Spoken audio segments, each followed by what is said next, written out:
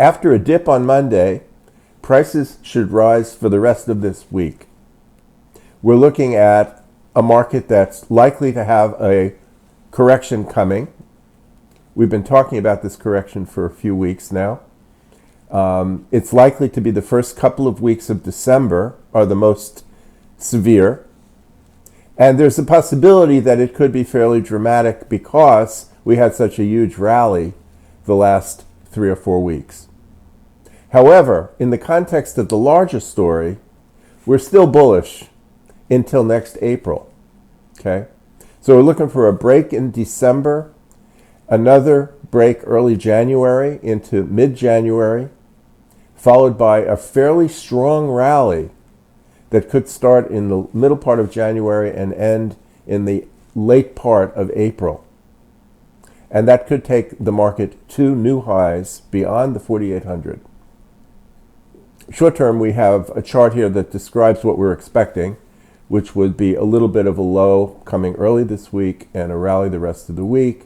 And then starting on the 4th of December, down until the 12th to the 15th, we may see a fairly nasty decline. And there are a couple of patterns that support that.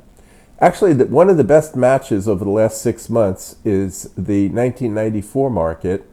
And it turns out that the high correlation includes a follow-through here on the downside, which you can see is fairly dramatic.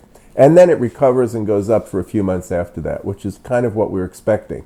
The interesting thing about that pattern is it's exactly the interval 29.45 years, which is the exact cycle of Saturn.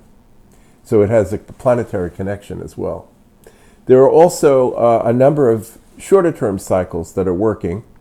We mentioned the 98-week cycle, which is extremely reliable, which is caused by the Sun-Rahu conjunction cycle, the synodic cycle. And we see here that we're expecting a high at the beginning of December, a low mid-January. And the same thing happened 98 weeks ago, and 98 weeks before that, and 98 weeks before that. Now, several of those were fairly dramatic. We don't expect a crash, but we could see a 50 to 60% correction of our last rally during the next few weeks, and potentially extending lower into January, which some of these patterns did do. Okay? After that, we're expecting a strong rally to April, followed by a reasonably strong decline into June of next year.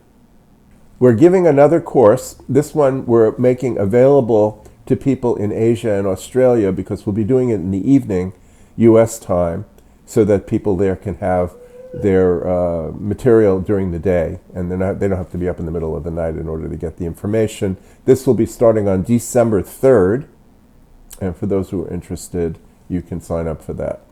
It's very important to recognize that this market is probably very similar to the year 2000, and it's also likely to be a market that holds up until the election, after which we're expecting a very big decline. 2001 and 2002, of course, were very severe declines into 2003. And that's the analog that we're using. Between 2025 and 2026 into 2027, we're looking for a bear market